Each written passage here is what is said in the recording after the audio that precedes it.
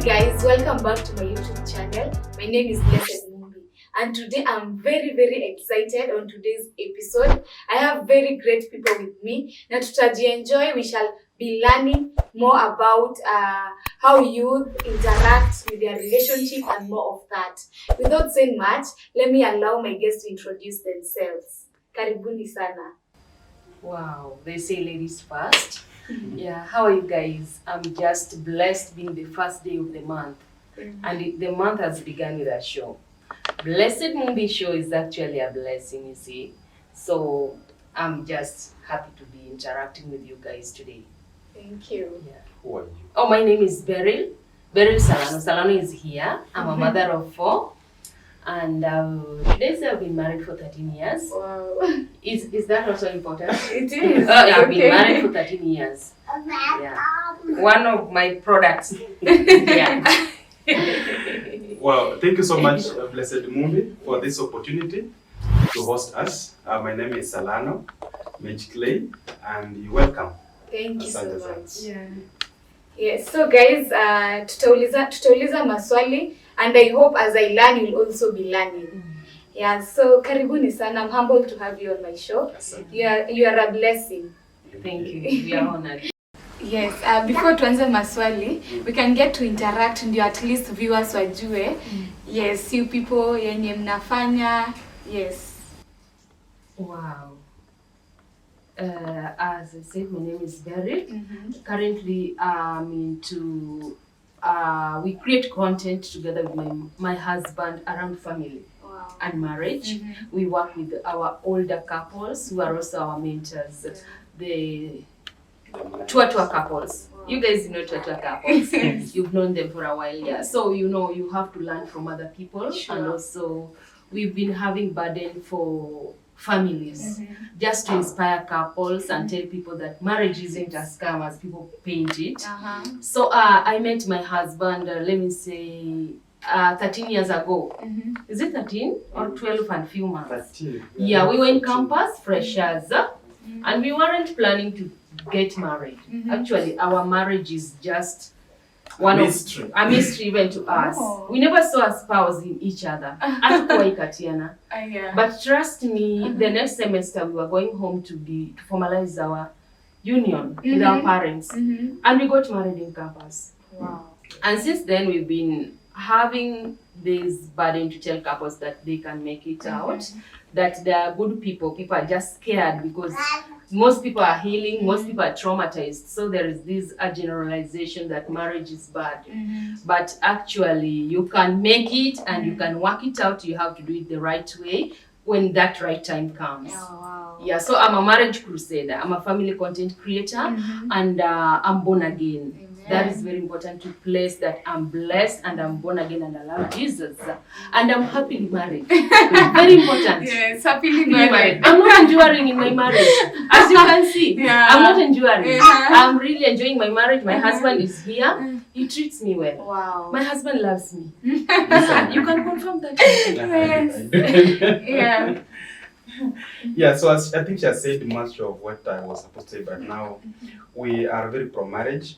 We met in campus. She was doing economics, I was doing nutrition. So mtu asema nikatia classmate. Yeah, so we were different courses. But here we are, we have seen God's grace in our life since 2010. You know, since 2010. So now this is our 14th year actually. So I can say that we are here to tell people that, we tell people that marriage is working and marriage is beautiful. Yes. Wow. I love your life story. Na at least sisi kama my youth, we shall be encouraged. As you have said, tutajua yenyewe marriage works. Because nowadays kuna hiyo ati marriage hapana. Yes, thank you so much. So leo on my show, Blessed Mumbi Show, we normally do question and answer. And I shall be glad doing that with you. I hope mko sawa kabisa to educate and to inspire the youth. Sure. Yes. So the first question ningeuliza, how can you view today's relationship with 10 years ago relationship? Actually, if I may start, I think there's a very big difference. I don't know, 10 just years back, relationship were guided by love. Yeah. It was a love, then other things follow. But like things have done now is now money, then other things follow. That's why we're seeing so many cases of relationships failing because you came in expecting to be given and then you're not given what you wanted. And then also those days back then it was about what are you going to give in your marriage or in your relationship?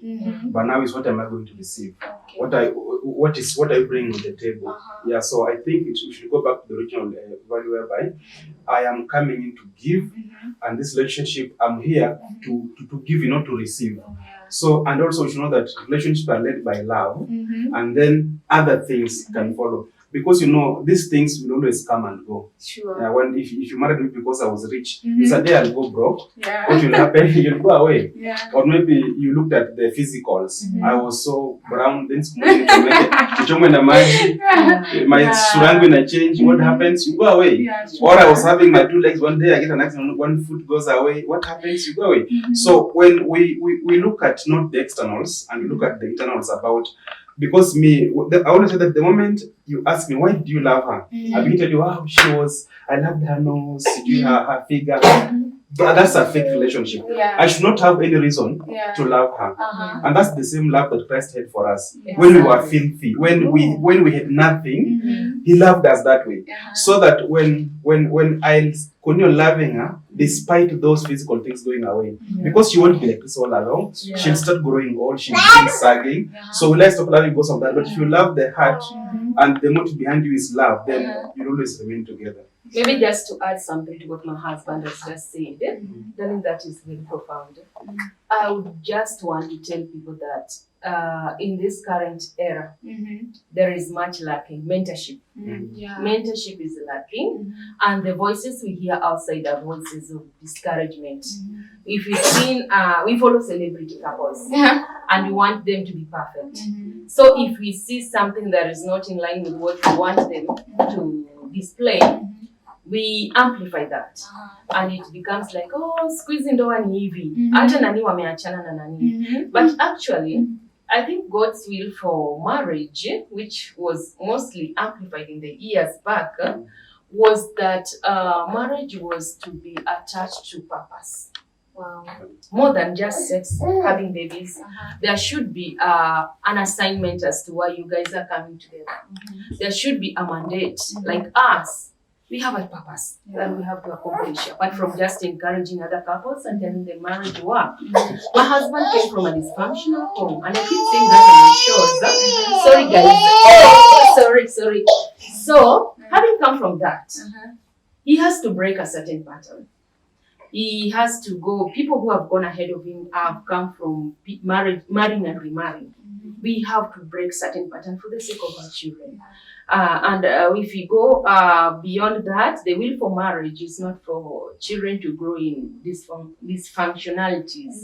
And that's why you see nowadays we're having so many narcissists, we're having so many psychos, because people have grown in traumas. So the only way we can heal a society is go back to the original plan of God. Yes. That's amazing. The other question, will you say we have lost not love in today's relationship? Exactly, that's what I said. Because you see, when you tell someone that, can you give me a list of what type of lady you want? They'll go first for the physicals. Yeah, sure. Yeah, they want to see our relationship are last driven. Sure. Yeah, nataka mkienda nyumbani watu wabaki wamezunguka. Nikienda kwa party hivi nashtua. Unaambia tumeona demu yangu. Wana picha, yani it's like you are showing off. And then we forgo other qualities that really make our wife or make a lady to be that wife that we want. So mostly nowadays we always wanakuuliza kwanza, unasema ati the moment I just saw her like this, it was love at first sight. What did you see? What did you see to make it love at first sight? It was never last. It was never love. It was last. And but then you see, when it comes to marrying, you will find that a very sober man. Hata unaangalia biako unasema na huyu jamaa alikuwa anaangalia nini. We go beyond what we see the physicals. We look at the intellectuals of a person. How can that person reason before people? When I go with her in meetings and people are now speaking as adults, can she express herself? But now unapata ni plastic ya kutoa watu. What do you think? I agree. I concur. Yes, yeah, I go. Sure, So of course. you can't accuse because you are just there because of what you saw. So I think we should move our focus.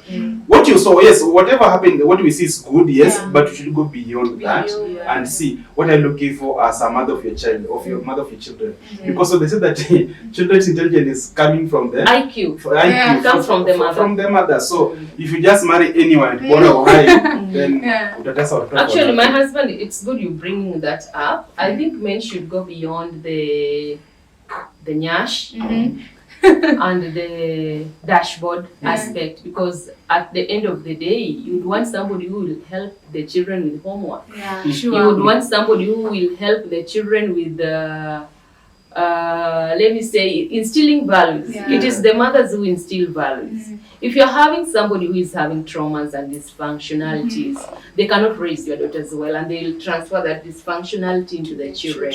So at the end of the day, it will come a time when dashboard will flip. Yeah. Is it flapping or flipping? After having babies, in fact, one is even bigger than the other. Yeah. So I think priorities. People have to go back to priorities. Yeah. We misprioritize a lot, and most of the time we think and we make decisions on the flesh. Yeah. Flesh is very surface, and people need to go back to be more self-aware, because if you are more self-aware, maybe you will attract a guy who is more self-aware. Yeah, you will attract somebody who knows themselves. The biggest blessing a couple can have is to have somebody who is self-aware. Somebody who knows themselves, who know where they're going in life, they have a purpose. But if you have somebody who akienda social media aone mtu amenunuliwa gari, amekuja amejam, wewe hiyo siku hamtalala, because men are working hard out there and you are doing nothing. They don't understand the bigger picture. Yeah, so you have to sit down with somebody and see what is the life goal of a certain person. Yes, anaweza kuwa akona nyash, akona dashboard mzuri, but at the end of the day, IQ, my friend, IQ. Very important. Very important. Yeah, so it's more of telling the youth of when the right intentions when you get into a relationship. Yeah. It should be purpose driven. Purpose driven. Hi, the other question is, there is difference between godly relationship and ungodly relationship. How will you view that? Relationship that is guided by God and a relationship that is not guided by God. Yeah, maybe I start. I think a relationship is way spiritual than people think it. Yeah. Whether you are a spiritual person or not, marriage is too spiritual. I came to realize marriage is too spiritual. Marriage is too deep. It is too spiritual. The things you see outside, it's just the surface. And you cannot do any marriage without the spiritual aspect of it. You will mess, you will hurt each other, and it won't go anywhere. Imagine you have a generation you're raising. This generation has to come from you. Because if you want to know, marriage is spiritual. Even the birth of a child is spiritual. Yeah. I get dreams of people telling me about my children even before I birth them. You're going to have a baby, and I'm like, and then I'm getting a baby a few months down the line. Even in dreams of our son before you came. So, life about marriage, when you want to make your life with somebody, it has to be, you have to be intentional. Because these people are coming from a place. They have generational things, they have backgrounds, they have past, they have their spirit aspect and their soul. So you can't just come as a human being, be laughing and just saying it's okay. You have to go deep. Who is this person? And then be spiritually sound so that you may see things clearly. There are many fights that couple fight in their homes. I tell you, it is way spiritual that they have seen a destiny of your children, they have seen your destiny as a couple is so bright, the enemy creates a dysfunctionality. So if all you began is that you began from club, you are happy, you are going to hit so many bumps. Because when you are in the spirit, your vision becomes clearer. And you will be you are at a good mental space to see things beyond where it is. There are arguments, there are situations that we've had with my husband that maybe if we were just people who are seeing things in the flesh, so carnal would be just like, let it be. So my husband... I also think foundation is very important for anything. Like if you are building a 20-story building and someone who is building a 2-story building, the foundation are very different. The higher you will go, is the deeper you have to go first before you start going up. So, and I think most relationships begin with no foundation because they form it very shallowly. So meaning there is no God involved. So napata, that's why they don't go very far. Mnaanza na hype mingi, then second floor it collapses. But for you to go very high, you must first invest in God at the beginning. So most people never pray for their relationships because they always think that hizo ni vitu za dunia. Mbona niambie Mungu about nataka kudate, nataka kufanya nini. But it's very serious. I can tell you when first I met her in campus, the first time, she was that lady who was ujue mimi nimetoka ushago. Navaa zile longi kubwa kubwa. Na yeye aliishi Nairobi kidogo. Ujawaambia shirts zako zilikuwa na cufflinks. So alikuwa ameenda Nairobi kidogo. So and she was not born again, I think. And then I had a friend who was very spiritual. Akaniambia, brother, this is not right. We have to go and pray. Tunaweza kupray relationship. How? Sisi mtu za mimi hii ni mambo yangu. Hapa na involve God. So we took a 3-day fasting and praying with my friend, praying over it. So akaniambia after the 3rd day, if she comes in your life, then she's done. If she doesn't, then it's okay. So he was praying, anasema baba tunavunja tunabomoa. Kwa sababu alikuwa anasema in relationship si ya Mungu kwa sababu Mungu hizi inatende mambaya. I was wearing trousers. Anavaa trouser. He has to ask them anavaa trouser.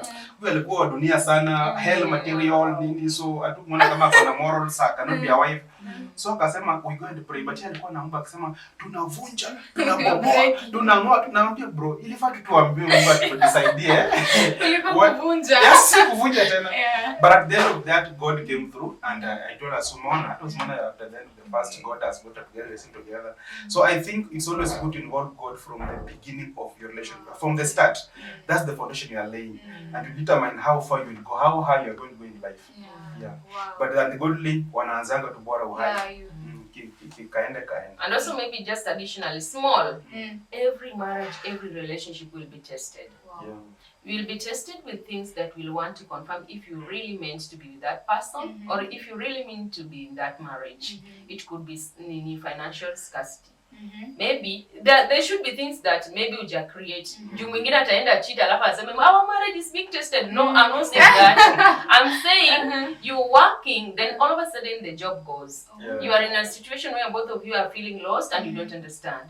Or maybe you are married to a person you love, you feel you reach a point they are sick or they get into an accident. Or maybe childlessness. We've seen couples who are going through periods of childlessness. Maybe something just comes beyond your control. That's a test. But most of us, we say that, this test, it is because of you, because of blame game comes in. So, spiritual aspect of it, that test is the reason as to why you're going to move to the next level of growth and becoming better as a couple. Wow. Yes, having the right foundation, that was very important. The other question is, would you advise the teens and the youth to be open when they are in a relationship so that they can get advice from experienced people? Because nowadays, naona hata kuna watu ni teens and they're already in a relationship. Nashindwa, I think they don't know what they are doing first, because even if I want to start a business, I need someone who is in business, doing the same business like which I want to aspire to be in, and patia ideas. And be hii ile ukitaka succeed, you have to do this and this. But what happens, na kwangu wajuaje, I want to do it. This bit haiki tu bana, siko tuna dem kwani kitu ngumu. So unapata we mess up so much because we lack mentorship, we lack people who look up to, we don't have any information about them. But before you get into relationship, I think what you can do first, okay, kuna ile interacting just with other sex to know each other. That's okay. You can do as much as you want to una interact na gender nini. And then when you want to make a decision now, invest in books, invest in the word of God, invest in mentorship. Kuna podcasts mingi about marriage on YouTube where you can go and learn. They'll give you an overview on how a marriage looks like and how it should be like. But where do we look our mentorship from? Tunaangalianga soap operas. Soap operas naona, ona vile anampenda nakuja na horse anakuja. Hata mimi yangu nataki kuwa hivyo. So unapata kwako hakuja hivyo, you are like, no, this is not marriage. And then also that's now also what makes people to get in marriage on the wedding day. Mtu anaingia hapo kama 50. Mguu mmoja uko wedding mwingine kwa nje. Anasema naingia tu, but mimi akianza ujinga, mimi si kufukuzwa kwetu. I'll go. So someone's getting married, but 50-50. But once you made up your mind, you have received the right mentorship, you have read books, you have information, you get to know what you're going to do. Unaanza biashara ukijua kwamba kutakuwa na risks, naweza pata hasara, but kipata hasara inamaanisha nifunge biashara, I come again. This mentor will tell you, my business I failed 10 times before it was established. Unasema so hata kama nikifail kumaanisha I'll still keep on. So when your relationship fail, doesn't mean you look for another relationship. You mend it, you fix it, and then you come up again and say let us try again. Mkiwa tena mwanangu pamoja mnasema let us continue. But hii kianguka unachukua mwingine. So you'll end up because you are the problem. Because if you end up, you say kama sija fix issues zangu, I'll have this lady will have the same problem with me to end up nenda kwa mwingine. So nasema all women are the same.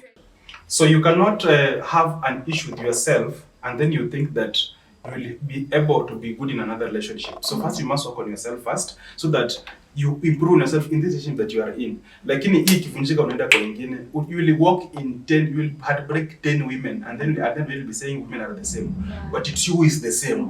Unchangeable change. You don't change. Yesterday, we must be able to change ourselves and improve our version and become better people. Wow. Yeah, I like what you are saying coming from a man. It's good to hear that. Yeah, people, a human being must be in must have the possibility of evolution, evolving. You evolve. The woman was married 13 years ago. Was very naive, but I've evolved over time, and you see, fortunately, if you are in a position where you can evolve as a person, become better, your marriage becomes better. It translates into your marriage. So I would also want to put it that we need to tell youths the truth, that having sex has a lot to do with just the pleasure. It has more to it than just what you enjoy. Because when you have sex with a certain person, if your relationship is just sex-based, let me tell you, anytime you have sex with a person, you connect with their energy, you carry their trauma, you carry their emotions. So the relationship, people should be encouraged and be taught that the relationship should be value-centered. Yeah, you should work on knowing each other first, until the time that now you are ready to settle down as a couple. That's when you start having sex. Because you may end up having sex with so many people. By the time you're settling down, you've carried trauma bonds of different people. You've carried energies that are sucking life out of your marriage. So it is good for people to be intentional about the people they get intimate with. That is very, very, it can even corrupt destinies. I've seen people who are just doing well in life and then they find a person they have sex with and all of a sudden they are not having jobs anymore, they are suicidal. These people that you get intimate with, you connect with their soul ties. So you will have a lot of soul ties, but I never knew these things. Many people, many couples just need deliverance. They are fighting things they don't know. So you can never connect with your spouse so well if you have these many people in your so it is good we put that one into perspective. That relationship should be just relationship until you're ready to settle down as a couple and say this is now we are working our life together and now we are married and we are building a family. That's when sex should be. But relationships of nowadays, we glorify sex. It is so casual, but then sex is so divine. That's why you find life comes. When you have sex, life comes. It is a very powerful energy that can be translated to be very productive. But if you misuse the energy around sex and love, it becomes very destructive. And it destroys a lot of things. It destroys generations, it destroys destinies. How many men have died and women died because of just misuse of sex? If you just want to understand it from the layman language, sex is deep, sex is very strong and powerful, and it can be used to destroy your destiny or to build your destiny. Wow. Yeah. Wow. That's so powerful. Thank you. Yes. There is something that imekuwa ikiendelea kwa mtandaoni. Yes. And I'd like to ask that question, tujue shida iko wapi. What can you say concerning the rise of murder towards the ladies? I think I highlighted just Juju at the start. Yeah. It's because, you see, most ladies, think that they go in relationships expecting to be given. Alafu siku unajifanya umekuwa janja, utakula pesa ya mtu and then you go free, scot free. So they say that I'm very smart. Me, I'll use this money, but haizi nipata. There's no way you will use a man's money and then he lets you go like that. So ladies have become so cunning. Umekula fare, ilianza kama hizo kukula fare, unakula fare ya mtu, sijui unatumia pesa unafanya alafu ni kudoji. Because before man gives you money, you want sex, nothing else. This man wants sex from you. And then you don't give him that sex, you deny him the sex that you are giving him, but you want to eat his money. Why are we doing this? Because you are competing to be like any other lady. You are garis, you are change ugi kila siku, anaenda salon twice in a month, she's having classy shoes, heels, nini. But look at this person who is having classy shoes and heels. This lady maybe is working. She has a husband who has invested in her. But you want to have these things and you are still a student. You want to drive, you are still in campus. Na pesa ambayo na kwenye hata ukiangalia kwenye nakaa, the issue of with the governor of Bado and the lady who was murdered. These are things that are coming from greed. So not that you need basic needs as a lady. You want to have more. You want to have a car, you are driving, you want to live in an apartment unalipa karibu 50k in a month, na wewe ni mwanafunzi, uweze yako hostel kama wanafunzi wengine. So when you are living, unaanza kuja unataka kuishi lifestyle ambayo si yako, you can't afford. So you want men to begin sponsoring you. And these men, they want sex in return. But unasema mimi ni ule mjanja nataka nifanye nini?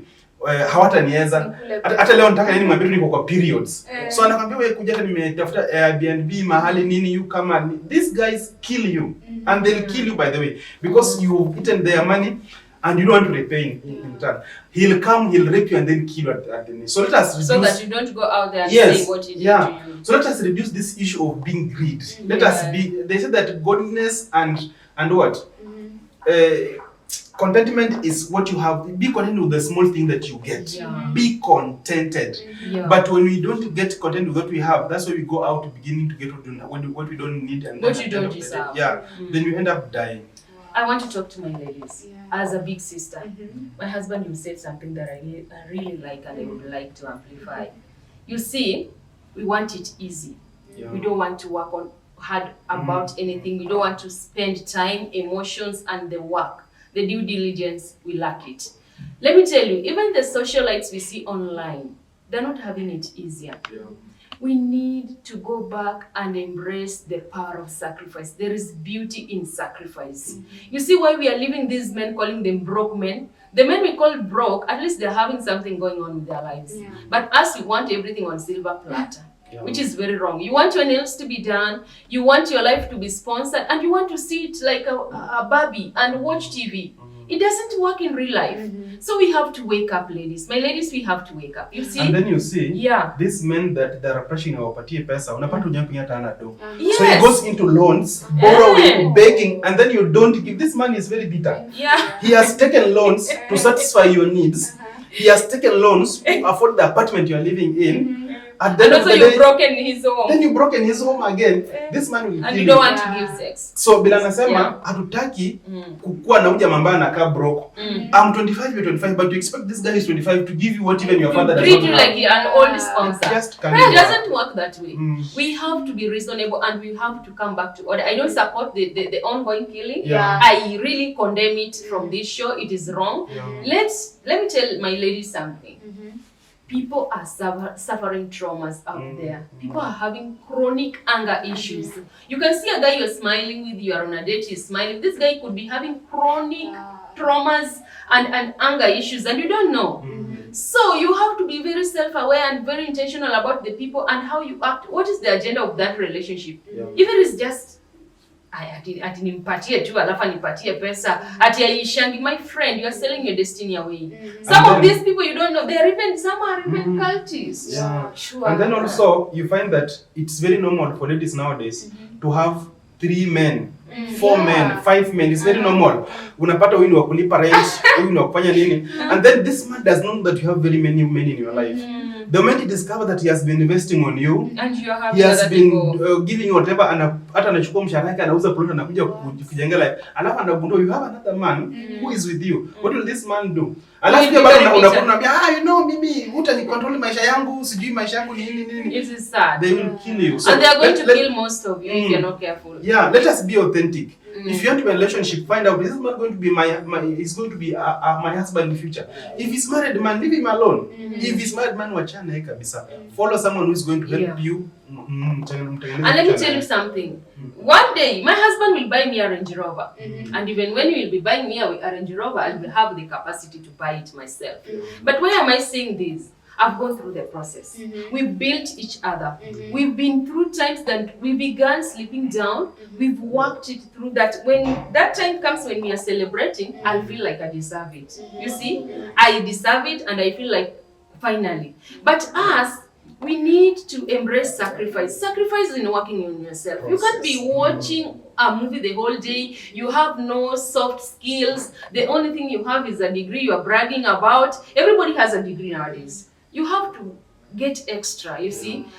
Get time to meditate. Get time to build yourself. Add something to yourself. Yeah, okay. Ask yourself this question. If I continue doing this that I'm doing every morning, I wake up, I take tea, I sit, I watch, what do people watch? I don't watch TV, by the way. I watch that which people watch that love. After 5 years of my life, what will be on my life? Will it still be the same? Now, being stagnated is death. Stagnation is death. So if you're doing one thing over and over, you wake up, you watch, you eat snack, you go to Netflix, you are selling your destiny away. So it is good we sacrifice. If you sacrifice, you will get people who are authentic. You'll attract people who are not greedy like you and selfish like you, because energies attract. If you are a person who is greedy, you are selfish, is about you. You find a guy already umempatia bill. Umekutana tu na mtu leo, chao, kesho umemwomba airtime. Gas imeisha urgently. 2K urgently. Alafu kidogo kidogo wewe tu, all your life is about this person. You have nothing going on. I'm not saying that there is a time that you will have no money. But please be sincere and authentic with yourself. Those people that you see online, there is no trophy in winning. There is no trophy in looking plastic. You don't have to package yourself look in a certain way. People are busy. People are working on themselves. Nobody's even paying attention. Unless you're seeing something that is tangible, nobody will. Men even don't pay attention to boobs anymore. Yeah, they pay attention to ladies like Mumbi here is doing something. They'll say, that girl is doing something. But if you are there, you just, all you have is the rose coco. Yeah, darling, we have to say this. Yeah. If all you have is the rose coco, and that is what you bring on the table, then you become a burden. Sure. And it is you are owing this generation something. So you are the people who are making the boy child having a lot of pressure. The boy child is having a lot of bitterness without they can't say it outside because they say gender-based violence. Boy child also need to take time to work on himself. If he's having issues, go for therapy. It is normal. It is okay to say these are my scars. Let me find help. Yeah. Killing is not the end goal. It's not just right. Finally on that, I think also it's for ladies. Yes. There is pride in you when you have your own money. Hata kama ni kidogo. Yeah. Unafanya online writing, unapata small money, unaenda kwa shato nyumba. Imagine you are in a relationship whereby uombangi huyu jamaa do. Paka jamaa anashangaa why does this lady get, and you have that your one you get kama nanga 3 months on your head. You now to manage na mtumba zao kidogo kidogo. The man now wonders. Ukimwambia to meet town you come on your own na fare yako. This man begins respecting. Kuna ile anaanza kuchukua. Lakini place ya 50 unamwambia situma fare na place ya 50 bob. Hata ukuje. Alafu sijui when you come, so you are there, you want to eat, you want to afanye kila kitu. Makucha girls. Makucha 4 girls. You are like makucha. Just an innocent date, you are coming with 4 girls. They'll kill you. Makucha imeharibika, sijui nywele yangu akureplace, sijui no my shoes nini. Can you just be someone who can do things on your own? Paka jamaa brother is sick. Yeah, paka jamaa aseme by the way, hey, you are a different woman. I never see you asking me for money. Anaanza kupatia because now they see you are a woman who is doing for others. Yes, there is someone who was saying nowadays watu wanataka a man with a television instead a man with vision. Yeah. Very few women will see vision in a man. Yeah. Let me tell you, and I'm not being proud. It is only intelligent women that see vision in a man who is walking by the roadside on a sandal. I saw vision in my man, and that's why no lady can snatch my man away. And that one I'm saying, he's becoming somebody, and it's going to be very influential. And nobody lady will, because when I was seeing that vision, you were seeing other men whose wives have seen visions in them and built. There is pride in process, there is pride in sacrifice. You see Mumbi. Anza tu na mtu wako hivyo kienyeji. Tumedisita, mnashukuru Mungu, next week mnaenda one bedroom. Kidogo two bedroom. Kidogo umepata land somewhere. You are building. Kidogo watoto wenu wanacheza kwa compound. And life doesn't have to be complicated. It is greed. Purely greed, and we have very high expectation. You meet a guy, your expectations go up. So that is the thing that is causing a lot of chaos in our social setups. Men don't understand ladies. They feel that all we want is their money. And then ladies also don't understand the men. They feel that all they want is roscoco. But people want security. People want people who are solid. People who can understand them and take them for who they are. Guys, I hope you guys are learning. We are almost coming to the end of our video. The next question. Do you regret getting married in your early age? Me? Regret? How? It is not possible. It is not possible to regret. God has blessed me. Yes, I'm content with what I have.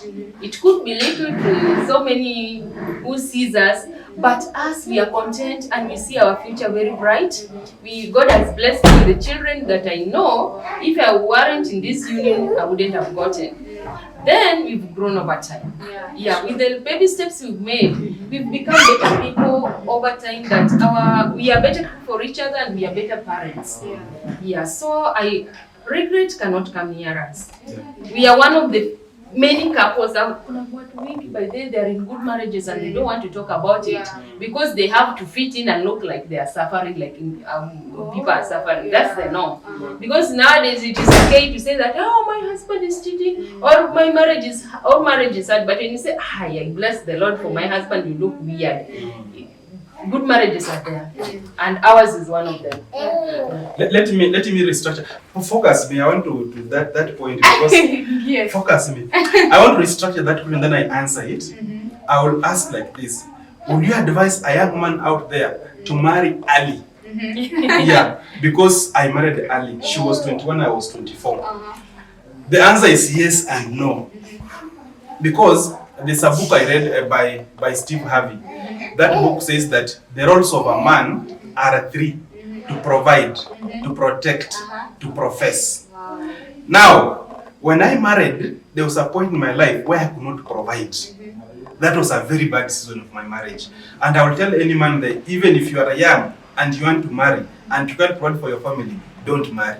So that's the only part of my life I could have edited out. The other part is okay. Number two, I'm saying yes, is that the earlier you begin, the earlier you learn these things. Because I learned marriage matures you. It helps you begin seeing things in a different dimension. So I began to see things in a different way. It matured me. It made me to be a responsible person. And then you have your children early. So that you don't come to visit your child in school. Wanasema, babu amekuja. Nani baba. So that I'm retiring and my last one is in kindergarten. Your last one is coming. You're going to graduation when you are having a white hair. Yes. You're going for your not in graduation. He's in baby class. You are very old. So I always think is that finish this thing very early. Like now she's already finished. She's 22. Yeah. She's in her 30s. So nowadays what you do is just to love each other. So you begin early, you finish early, then begin working on yourself. So I'll say yes, marry early if you can. If you can be able to provide for that lady, marry early. If you can't, usitese mtoto wenyewe. Actually, that was my last question. That was the last. Yeah, let me add something. The last question. It was the last one. I would want to say this. Marriage isn't very easy because if you are a mom and you are a wife, you will have to sacrifice a bit of your productive years. And focus on these lives that you have, because if you just want your kid nowadays, leaving the kid with an aunt is good, but if you can be there for them, it's the best. So I'm one of the people who chose that. I want just to see the milestones. So that one is an aspect. Usiende kwa life ya mjamaa ukuje useme mimi I'm married to you, but these kids will be having them after 1 week. Me, I'm gone for work. So those discussions people need to have. Me, I wanted just to be nilikuwa nataka nikuwe very authentic with myself so that I have easy time. I told my husband during the time my children are small, I'll only be working after 2 years of their life. So that has been what we do. And ni kama Mungu akanipatia watoto wameshikana. First bonds ni twins, alafu wenye wamekuja nyuma wamefuatana sana. Because now we have just to finish this and start now working and loving each other. So that aspect of nini, you have to create that match whereby you will be a mom at some times. Those days unakaa vizuri Instagram, but there will be a time that you have to let go yourself, just be that mom, look dirty, and then those years you will have them also. Wow. Yeah. We have come to the end of our video, and I request you guys to ambie kitu, especially the youth, advise them in the world of relationship na wakienda as they are entering into marriage. It is good to be in a relationship, but you must have the purpose as to why you are in that relationship. Marriages are working. It is very beautiful to be in a marriage. Marriage isn't a scam. There are good marriages out there. Take your time. You'll find right people. But meanwhile, work on yourself. Do something that you can to gain yourself, to understand soft skills, things that you enjoy. Work on your interests, on your hobbies. Then when that guy comes, or the lady comes, he's not coming to complete you, but just to complement. So may you be blessed. If you have many questions or other questions or the other areas we've left out, because this one was just a 40-minute show, then we can always you can always reach out to us. Yeah, my name is Berry Lakinyi online, and my husband is Vasectomy Man in TikTok, all social media platforms. Be blessed, and may God just see you through your lives. So guys, finally tumekuja mwisho wa hii video, and I'm so excited that you have stayed until the end. I hope you have learned something from the Salonas family, because I personally have learned so much. Again, I would want to say thank you so much to my crew. May God bless you so much. Again, guys, msisahau to subscribe. Wala just subscribe to Blessed Mumbi Show. More coming. Remember also to comment, like, and share to your friends so that they can also be educated. See you till next time. Adios.